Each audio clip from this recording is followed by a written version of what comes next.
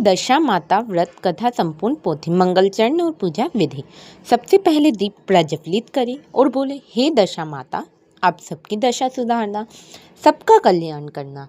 आज हम आपकी पावन कथा का रसपान करें। विधि: ज्येष्ठ कृष्ण प्रतिपदा से दशमी तक यह व्रत होगा। सूत का डोरा लेकर उसमें हल्दी में रंगे और 10 गांठें लगाएं। हर गांठ लगाते समय ओम दशाय नमो का जाप करें। दशमी के दिन पीपल की पूजा करें। 10 बार सूत लपटे और फिर कथा सुनी। प्रथम कथा: राजा नल और रानी दमयंती। प्राचीन काल में राजा नल और रानी दमयंती का निष्कंटक राज्य था। एक दिन दमयंती ने देखा कि नगर की स्त्रियां पीपल की पूजा कर रही हैं। पूछने पर पता चला कि यह दशा माता का व्रत है।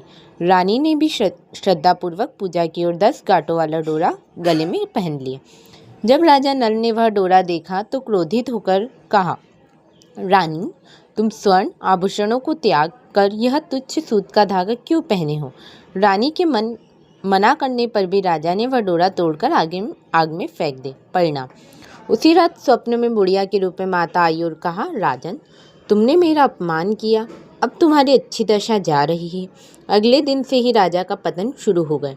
शत्रुओं ने राज छीन लिया। राजा रानी जंगल भटकने लगे। राजा ने 2 तीतर भुने, वे उड़ गए।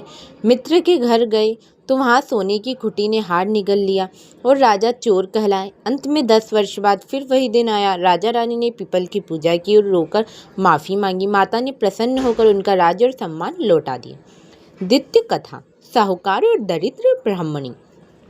एक नगर में एक घमंडी साहूकार और एक गरीब ब्राह्मणी रहती थी। ब्राह्मणी हर साल नियम से दशा माता का डोरा लेती थी। साहूकार कहता, अरे पगली, इस धागे से क्या भीख मांगना बंद हो जाएगी? माता कुपित हुई। साहूकार के जहाज समुद्र में डूब गए।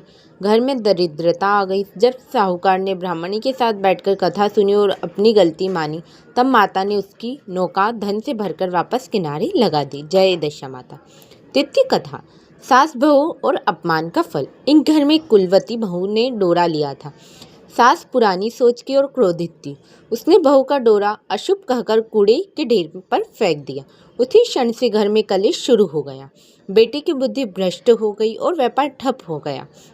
बहू ने गुप्त रूप से 10 दिन तक पीपल की सेवा की और माता से प्रार्थना की। जब घर की सफाई हुई और सासू माँ ने पश्चाताप किया, तब घर में लक्ष्मी का वास हुआ। जय दशा माता। चतुर्थ कथा: माली और राजा का बगीचा। एक राजा के बाग में माली और मालिनी रहते थे। मालिनी दशा माता की परम भक्त थी।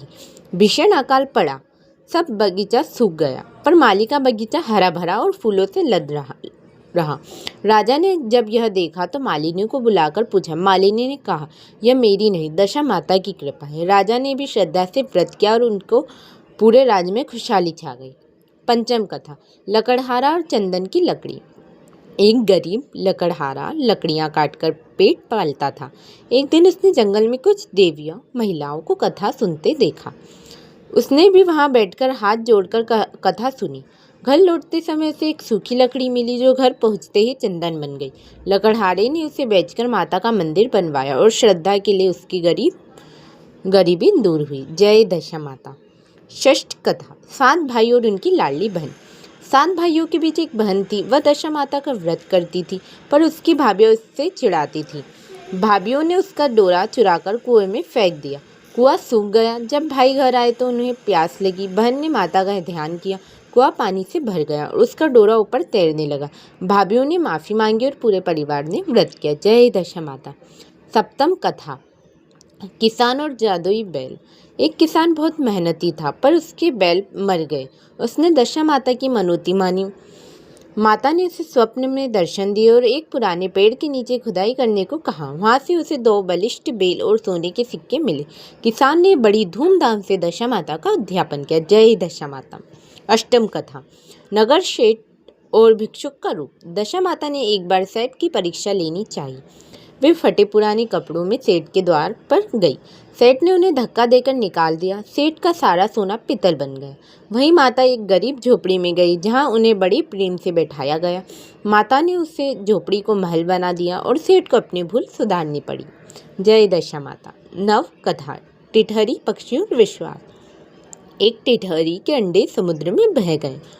उसने दशा माता का नाम लेकर अपनी छोटी चोंच से समुद्र को खाली करने का प्रण लिया। उसकी लगन देख माता ने समुद्र को आदेश दिया कि इसके अंडे वापस करो। यह कथा संदेश देती कि अगर विश्वास सच्चा हो तो विधाता भी आपकी दशा बदल देते। जय दशा माता। दशम कथा, कलयुग और माता का वरदान।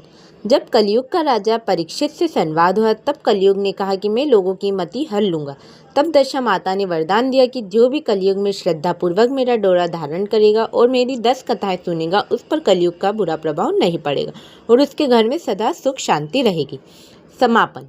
कथा समाप्त होने पर आरती करें और 10 दाने गेहूं या चावल के हाथ में लेकर माता के चरणों में अर्पित करें। दशा माता के 10 अनिवार्य नियम। घर की लक्ष्मी बाहर ना जाए। इन 10 दिनों में घर की कोई भी वस्तु जैसे दूध, दही, चीनी, नमक या पैसे किसी बाहरी व्यक्ति को उधार या दान में नहीं देना चाहिए। माना जाता है कि ऐसा करने से घर की बरकत चली जाती। नमक का परित्याग। दशमी के दिन मुख्य पूजा के बाद जो भोजन किया जाता है इसमें नमक नहीं होना चाहिए। इस दिन बिना नमक का और एक समय ही भोजन करने का विधान है। फलहार या मीठा भोजन। सफ़ेद वस्तु का निषेध। पूजा के दौरान और व्रत के 10 दिनों में सफ़ेद चीज़ों का लेन देन वर्जित है। सूत का डोरा भी सफ़ेद नहीं बल्कि उसे हल्दी से पीला करके ही पहनना चाहिए। झाड़ू और साफ सफाई। दशा माता घर की स्वच्छता की देवी है। इन दिनों में पुरानी झाड़ू नहीं फेंकनी चाहिए और ना ही घर में दरिद्रता कचरा जमा होने देना चाहिए। घर के कोनों को साफ रखना माता को आमंत्रित करने जैसा है। सिलाई और कटाई वर्जित। व्रत के दौरान सुई धागे का उपयोग कपड़े सिलने या काटने वर्जित माना गया है। यह शांति और अहिंसा का प्रतीक है।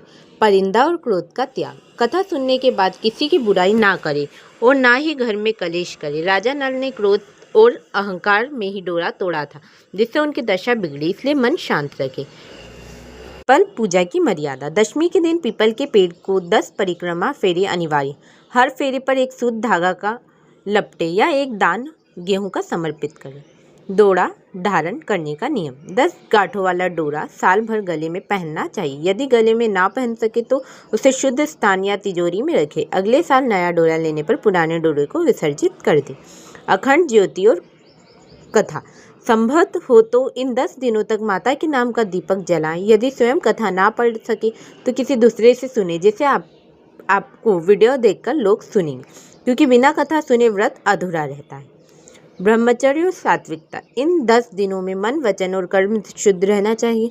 जमीन पर सोना और सात्विक विचार रखना माता की विशेष कृपा दिलाता है। उद्यापन विधि। जब 10 साल पूरे हो जाते हैं या मनोकामना पूरी होती है तब उद्यापन किया जाता है। इसमें 10 सुहागन महिलाओं को भोजन कराया जाता है और उन्हें सुहाग की सामग्री व दशा माता का डोरा भेंट किया जाता है। जय दशा माता।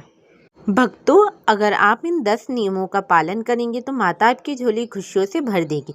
कमेंट में अपनी मनोकामना लिखें और जय दशा माता जरूर कहें। जय दशा माता।